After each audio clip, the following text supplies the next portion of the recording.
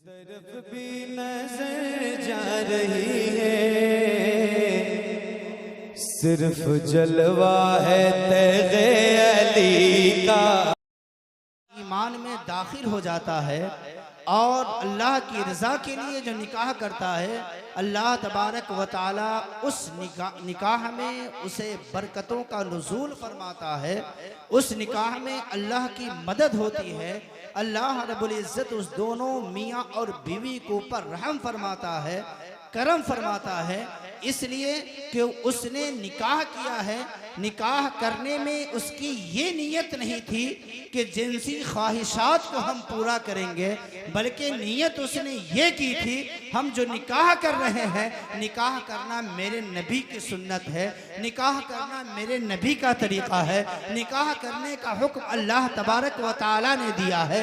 निकाह करने के बाद इंसान दिल में ये इरादा करे कि हम जो निकाह किए हैं इससे हमारी नस्ल आगे बढ़ेगी, हमारी औलादें होगी और हमारी औलादें होगी आक़ाए दो आलम सल्लल्लाहु ताला अलैहि व आलिहि वसल्लम की उम्मतों में इजाफा होगा, बेशी होगी। इस नियत के साथ जो निकाह करता है, उस निकाह में बरकतों का नुज़ूल होता है और अल्लाह तबारक व तआला की मदद होती है। हर इंसान निकाह करने के वक्त ये नियत कर ले कि हम जिनसी ख्वाहिश को पूरा करने के लिए हम निकाह कर रहे हैं।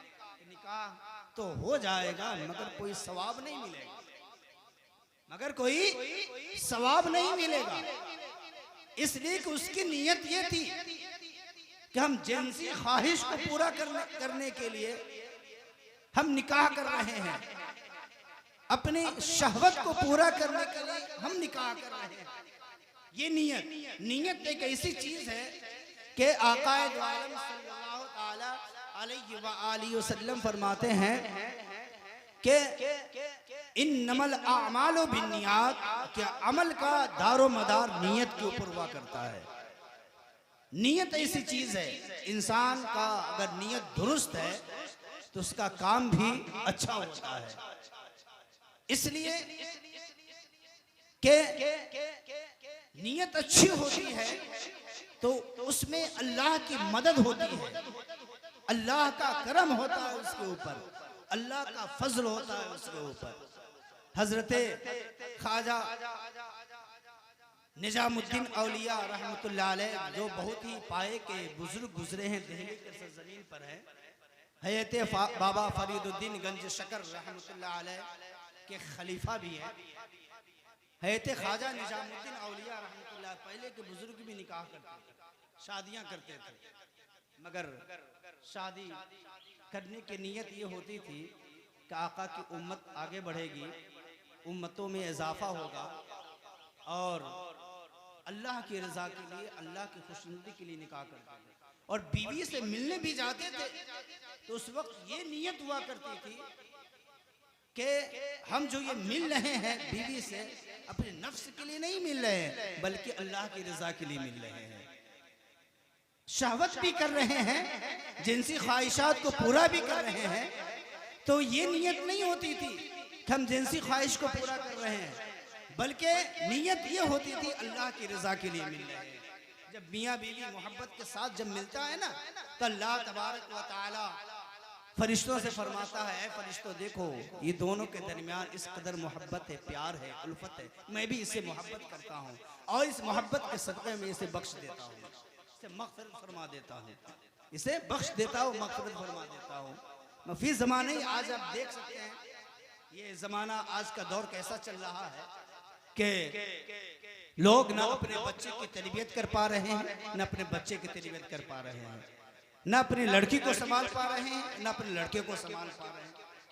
तरबियत ऐसी चीज है कि तालीम से बढ़कर इंसान तरबियत याफ्ता होता है तो इंसान लोगों के दरमियान आला मुमताज कहलाता है। वो इंसान मुमताज हो जाए, तालीम हासिल कर लिया मगर उसे तरबियत नहीं दी गई, उसे सिखाया नहीं गया, बतलाया नहीं गया, तो वो इंसान पढ़ लिख कर जाहिल कहलाता है। तरबियत ऐसी चीज, इसीलिए किसी शायर ने कहा था कि तहजीब सिखाती है बोलने का तरीका, तहजीब सिखाती है, बोलने का तरीका। तालीम से जाहिल की जहालत नहीं जाती, तालीम से जाहिल की जहालत नहीं जाती। तो पहले के लोग अपने बच्चे और बच्चियों की तरबियत किया करते थे, सिखाते थे, बतलाते थे। अल्लाह के रसूल सल्लल्लाहु ताला अलैहि वसल्लम का फरमान ये है, ऐसी ज़िंदगी गुजारना है। ज़िंदगी गुजारने का तरीका ये है, अपने बीवी के, अपने बच्चों की, अपनी औलाद की मर्तबे के बारे में बतलाते थे कि औलाद एक ऐसी नेमत है कि अपने वालिदैन के लिए वो जन्नत भी है, जहन्नम भी है। और जिस तरह माँ बाप अपने औलाद के लिए जन्नत और जहन्नम है, इसी तरह औलाद भी अपने माँ बाप के लिए जन्नत या जहन्नम है। अपने औलाद को लोग बतलाते थे, सिखाते थे, मगर आज का ये ज़माना नहीं है। आज लोग हमारी औलाद कहाँ क्या कर रही है, हमारे बच्चे किससे बातें कर रहे हैं, मगर कोई गार्जियन पूछने वाला नहीं है, अपनी औलाद की तरबियत करने वाला नहीं है, उसे खोजने वाला नहीं है। इसलिए नहीं खोज पा रहा है कि आज हम अपने औलाद के नीचे गिर चुके हैं और हमारी ज़बान से ये बात निकल जाती है कि हमारी बात को नहीं मान रहा है, हम इसे कैसे तरबियत कर सके, हमारी बात को ये नहीं समझ पा रहा है, हम इसे कैसे सीधे रास्ते पे ला सके। आज हमारी बात को ये नहीं सुन रहा है, हम इसे कैसे डांट सके, कैसे सीधे रास्ते पे ला सके। कि मुसलमानों, जो उम्र बच्चे की तरबियत करने का उम्र होती है, हम उस उम्र में अपने बच्चों का आवारा गर्दी में गुजार दिया। जब लोग समाज के दरमियान से, मुआशरे के दरमियान से जब हमारे ऊपर शिकायत आने लगती है, तो उस वक्त हमें एहसास होता है काश हम अपने औलाद को तरबियत कर दिए होते, तहजीब सिखा दिए होते, आज हमें ये दिन देखने का न मिलता।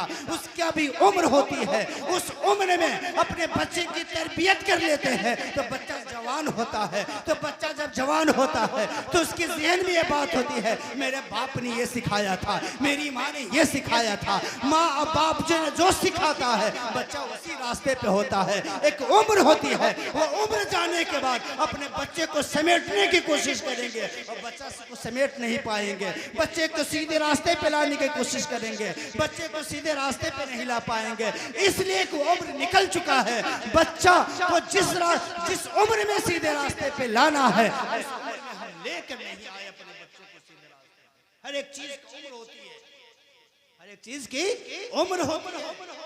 मैं अर्ज कर रहा था, ख्वाजा निजामुद्दीन औलिया रहमतुल्लाह अलैह बहुत ही पाए के बुजुर्ग गुजरे हैं दिल्ली के सरजमीन पर। और हर जमाने में, जैसे इस जमाने में आप देख रहे हैं, इस जमाने में देख रहे हैं कि कुछ लोग वली के मुखालिफत, कुछ लोग कहते हैं ये पीर साहब सही नहीं, ये पीर साहब सही नहीं है, ये पीर साहब सही है, ये पीर साहब सही है, ये पीर साहब सही नहीं है। फिर कुछ लोग आते नहीं, ये पीर साहब सही नहीं है, ये पीर साहब सही है। हर जमाने में पाया गया, जैसे आज पाया जाता है, हर जमाने में, उस जमाने में पाया जाता था। कुछ लोग ऐसे कहते थे कि ख्वाजा निजामुद्दीन औलिया रहमतुल्लाह अलैह के बारे में, उनके बारे में कहते थे नहीं ये पीर साहब अच्छे नहीं है, ये पीर साहब अच्छे नहीं है। मगर कुछ लोग ऐसे थे जो ख्वाजा निजामुद्दीन औलिया रहमतुल्लाह अलैह से अकीदत रखते थे, मोहब्बत रखते थे। कुछ लोग हर जमाने में पाया जाता है। तो है तो ख्वाजा निजामुद्दीन औलिया रहमतुल्लाह अलैह भी निकाह किए, उन्होंने भी शादियाँ की, उनके भी बच्चे हुए, उनके भी औलादें हुई और उनके भी औलादें हुई। एक वक्त की बात थी, एक वक्त की बात थी, हज़रत ख्वाजा निजामुद्दीन औलिया रहमतुल्लाह अलैह ने अपने कनीज़ से फरमाते हैं, ए कनीज़ खीर पकाओ। वह कनीज़ खीर पकाती है, खीर पकाने के बाद फरमाते हैं ख्वाजा निजामुद्दीन औलिया रहमतुल्लाह अलैह उस कनीज़ से कहते हैं, ए कनीज़ ये खीर लो और खीर लेने के बाद चले जा दरिया के उस पार एक बुजुर्ग रहते हैं, उस बुजुर्ग को जाकर दे आना। अल्लाह अकबर, अल्लाह अकबर। वह कनीज़ जाती है, खीर लेती है, तश्त में प्लेट में खीर रखी हुई है, खीर रखा हुआ है और वह कनीज़ लेकर जा रही है। जब दरिया के करीब जाती है तो क्या देखती है, दरिया पार करने के लिए कोई सवारी नहीं है, दरिया पार करने के लिए कोई नाव, कोई कश्ती का इंतजाम नहीं है। आखिर हम दरिया पार कैसे करेंगे, हम दरिया के उस पार कैसे होंगे। अल्लाह अकबर। फिर वह कनीज़ पलट कर हज़रत ख्वाजा निजामुद्दीन औलिया रहमतुल्लाह अलैह के की बारगाह में हाजिर होती है। हाजिर होने के बाद अर्ज करती है, आए मेरे शायख, आपने तो भेजा था मगर बीच में दरिया हायल है, बीच में एक दरिया है, एक नदी है, हमें उस नदी को पार करना है। नदी को पार करने के लिए कोई सवारी नहीं है, कोई कश्ती का इंतजाम नहीं है, आखिर हम कैसे पार करूं? अल्लाह अकबर। वह ख्वाजा निजामुद्दीन औलिया रहमतुल्लाह अलैह फरमाते हैं उस कनीज से, ऐ कनीज जा उस दरिया से कह देना, उस दरिया से कह देना कि मुझे उसने भेजा है जो आज तक अपने बीवी के जिस्म में टच भी नहीं किया है, अपने बीवी को जिस्म को छुआ तक नहीं है, अपने बीवी के जिस्म को छुआ तक नहीं है। अल्लाह अकबर। वह कनीज सोचने लगती है आखिर मामला क्या है, जो अपने बीवी से टच न करे, जो अपने बीवी को छुए नहीं, उसकी औलाद कैसे हो जाएगी, उसकी औलाद कैसे हो जाएगी? अल्लाह अकबर। हज़रत ख्वाजा निजामुद्दीन औलिया फरमा देते हैं, ये सोचने लग जाती है कि फिर उसने ये अपने ज़हन में, अपने ज़हन और दिमाग से ये बात को तय करती है कि आखिर चलते हैं, आगे बढ़ जाते हैं, कभी वक्त आएगा, कभी वो मकाम आएगा, कभी वो घड़ी आएगी जिस वक्त जिस वक्त मैं अपने आका से मैं पूछ लूँगा।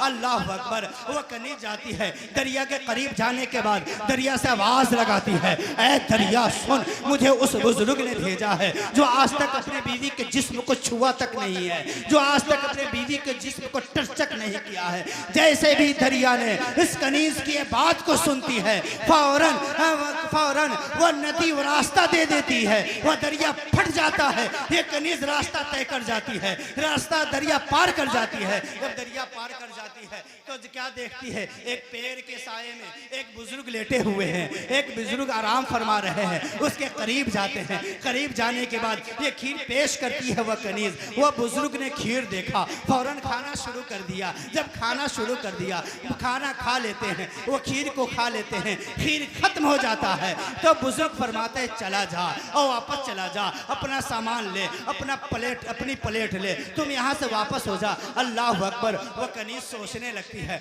मैं तो आई थी ख्वाजा निजामुद्दीन औलिया ने जो फरमाया था, मैंने दरिया से कहा था, दरिया ने रास्ता दे दिया, आखिर फिर दरिया मिल गया होगा, वो नदी मिल गई होगी, आखिर हमें रास्ता दोबारा कैसे मिलेगा? वह बुजुर्ग से कहने लगी, हुजूर वाला मामला गजब है, मामला अजब है। मैंने जब चला था, दरिया ने रास्ता दे दिया था, फिर यहाँ से वापस होना है, फिर दरिया तो एक दूसरे से मिल चुका है, नदी तो एक दूसरे से मिल चुकी है, दरिया में रास्ता नहीं है, न उसमें कश्ती नहीं है, मैं कैसे जाऊंगा? अल्लाह अकबर। वह बुजुर्ग फरमाते हैं, वह बुजुर्ग कहते हैं, ऐ कनीज चला जा, तुम दरिया से यह कह देना, दरिया से तुम ये कह देना कि मैं उसके बारगाह से आ रहा हूँ जो आज तक खाना ही नहीं खाया है, मैं उसके बारगाह से आ रहा हूँ जो आज तक खाना नहीं खाया है। ये कनीज और सोचने लगती है, उसने ये निजामुद्दीन औलिया ने यह फरमाया था कि अपने बीवी को टच तक नहीं किया है,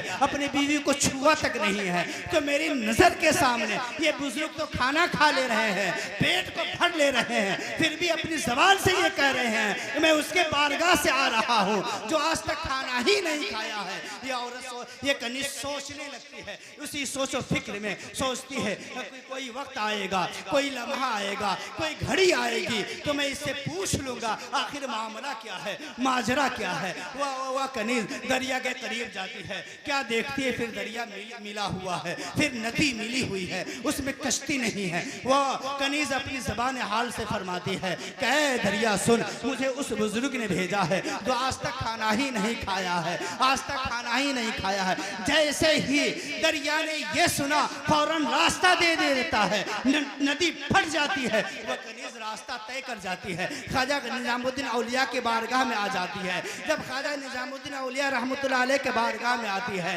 तो ये सोचो फिक्र में है, इधर इसने ये कहा था अपनी बीवी को छुआ तक नहीं है, उसने ये कहा था अभी तक मैंने खाना नहीं खाया है, आखिर मामला क्या है? ये इसी सोचो फिक्र में रात दिन गुजार रही है, कौन सा लम्हा आएगा, कौन सी घड़ी आएगी थी जो मैं उस बुजुर्ग से पूछ लूँ, अपने आका से पूछ लूँ, ख्वाजा निजामुद्दीन औलिया रहमतुल्लाह अलैह से पूछ लूँ आखिर मामला क्या है, माजरा क्या है। वो घड़ी आ जाती है, वो लम्हा आ जाता है, वो वक्त आ जाता है। जब वक्त आता है वो कनीज़ क्या देखती है। आज ख्वाजा निजामुद्दीन औलिया रहमतुल्लाह अलैह तशरीफ फरमा है, इनके नज़दीक कोई नहीं है, तने तनहा है, अकेला है। कनीज़ हाजिर होती है, हाजिर होने के बाद अर्ज़ करती है हुजूर वाला, मैं उस वक्त से अपने ज़ेनो दिमाग में, हमारी ज़ेनो दिमाग में ये बात गर्दिश कर रही है आखिर मामला क्या है। कि आपने तो यह फरमाया था कि हम जो आज तक जो अपने बीवी, आज तक मुझे उसने भेजा है जो आज तक अपने बीवी को टच भी नहीं किया है, अपने बीवी को छुआ तक नहीं है। हुजूर वाला मामला समझ में नहीं आ रहा है। जब तक आप अपने बीवी को छुए तक नहीं है, ये बच्चे कहाँ से हो गए हैं, ये औलाद कहाँ से हो गई है। ये बच्चे आपके हैं, ये औलादे आपकी है। अल्लाह अकबर। हज़रत ख्वाजा निजामुद्दीन औलिया रहमतुल्लाह अलैह फरमाते हैं कहे कनीज़ सुन, तुम्हारा भी पूछना हक है, तुम्हारा एतराज करना हक है। सुन, वजह यह है कि मैंने भी अपनी बीवी को टच किया है, मैंने अपनी बीवी को छुआ है, मगर छूते वक्त अपने जिनसी ख्वाहिश को पूरा करने की नीयत नहीं की थी, जिनसी ख्वाहिश को पूरा करने की नीयत नहीं की थी, अपनी शहवत को मिटाने की नीयत नहीं की थी। अपनी बीवी को मैंने टच किया है, छुआ है। उस वक्त हमारी नीयत यह हुआ करती थी मैं अपने रब की रज़ा के लिए मिल रहा हूँ, अपने रब की खुशनुदी के लिए मिल रहा हूँ, अपने रब की रज़ा हासिल करने के लिए मिल रहा हूँ। मालूम हुआ, पता चला जब मियाँ बीवी एक दूसरे को टच होते हैं, एक दूसरे को छूते हैं, एक दूसरे से मिलते हैं, उस वक्त जब ये नियत कर लेता है अल्लाह की रज़ा के लिए मिल रहे हैं, अल्लाह के खुशनुदी के लिए मिल रहे हैं, तो उसका मिलना भी कामयाब हो जाता है और मिलने का अजर अल्लाह तबारक व तआला अता फरमा देता है। मिलना भी कामयाब हो जाता है और मिलने का अजर भी अल्लाह तबारक व तआला अता फरमा देता है। यह ऐसी चीज़ है, ये निकाह ऐसा पाक रिश्ता है, ये निकाह ऐसा पाकीज़ा रिश्ता है। काका इरशाद फरमाते निकाह के मुतल्लिक, अन निकाह निस्फुल ईमान, कि निकाह आधा ईमान है। अब जो निकाह कर लेता है आधा ईमान में दाखिल हो जाता है। उसके बाद आका इरशाद फरमाते हैं तुम आप आधी ज़िंदगी के आधे ईमान तुम कैसे गुजारोगे। तो आका फरमाते हैं इस आधा ईमान तो तुम निकाह करने के बाद हासिल कर लिए हो, तो इसके बाद तुम ज़िंदगी गुजार अल्लाह का डर, अल्लाह का खौफ रखकर इसके बाद की जिंदगी गुजारो। मियाँ बीवी के दरमियान, हम बच्चों के दरमियान हक तलफी मत किया करो, बीवी के दरमियान हक तलफी मत किया करो। जो बीवी का हक है उसका हक दिया करना, जो अल्लाह का हक है अल्लाह का हक भी दिया करना, औलाद का जो हक है औलाद का हक दिया करना, इसमें हक तलफी न करना। अगर तुम हक तलफी करोगे तो अल्लाह का सख्त है, अल्लाह का अज़ाब बड़ा कड़ा है, अल्लाह की पकड़ है, अल्लाह पकड़ फरमा लेता है। अल्लाह अकबर। जैसे भी गरीब ख्वाजा निजामुद्दीन औलिया रहमतुल्लाह अलैह ने फरमाया कि मैंने अपने बीवी को मैंने छुआ, अपनी बीवी को मैंने टच फरमाया अल्लाह की रज़ा के लिए, तो वह कनीज़ फरमाती हुजूर वाला ये बात तो समझ में आ गई, ये माजरा तो समझ में आ गया, बस आपकी बात तो समझ में आ गई, मगर हमारी नज़र के सामने, हमारी आंखों के सामने वो बुज़ुर्ग ने खाना तनावल फरमाया था, वो बुज़ुर्ग ने खाना खाया था, वो बुज़ुर्ग ने खाना खाया था, तो फिर भी उन्होंने ये कहा कि आज तक उसने खाना ही नहीं खाया है, आखिर मामला क्या है। तो ख्वाजा निजामुद्दीन औलिया रहमतुल्लाह अलैह फरमाते हैं कि वजह यह है कि वो बुजुर्ग ने खाना तो खाया है, अपने बुजुर्ग ने खाना तो खाया है, अपने नफ्स की ख्वाहिशात के ऊपर खाना नहीं खाया है, बल्कि उसके खाने की नीयत ये थी खाना खाऊंगा, बाजू में कुव्वत होगी, बाजू में ताकत आएगी, जब ताकत व कुव्वत आएगी अल्लाह की इबादत करेंगे, अल्लाह की बारगाह में सजदा करेंगे, अल्लाह की बारगाह में क़याम व रुकू करेंगे, अल्लाह की बारगाह में तशद्दुद करेंगे, अल्लाह का जिक्र करेंगे। जब बाजू में कुव्वत होगी, ताकत होगी, अल्लाह की इबादत करेंगे, अल्लाह की रज़ा के लिए उसने खाना खाया है, वो तो उसका पेट भी भर जाता है, उसका सवाब भी मिल जाता है, पेट भी भर जाता है और सवाब भी मिल जाता है।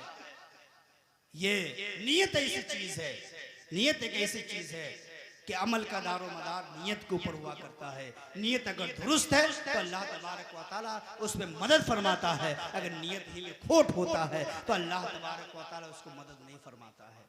नियत दुरुस्त होनी चाहिए। अल्लाह तबारक व तआला कुरान में फरमाया अर्रिजालु क़व्वामूना अला निसा, अल्लाह ने मर्द को हाकिम बनाया औरतों के ऊपर, निकाह सा पाकीज़ा पवित्र रिश्ता है, पाकीज़ा रिश्ता है कि जब इंसान निकाह करता है तो अपने निगाह के गुनाह से भी बच जाता है, अपने अंदर शर्म और हया भी पैदा कर लेता है, हया भी आ जाती है उसके अंदर, शर्म भी आ जाती है उसके अंदर। निकाह पाकीज़ा रिश्ता है। अल्लाह तबारक व तआला की बारगाह में दुआ फरमाए कि रब तबारक व तआला हमें और आपको इहदिनस सिरातल मुस्तकीम पर चलने की तौफीक अता फरमाए।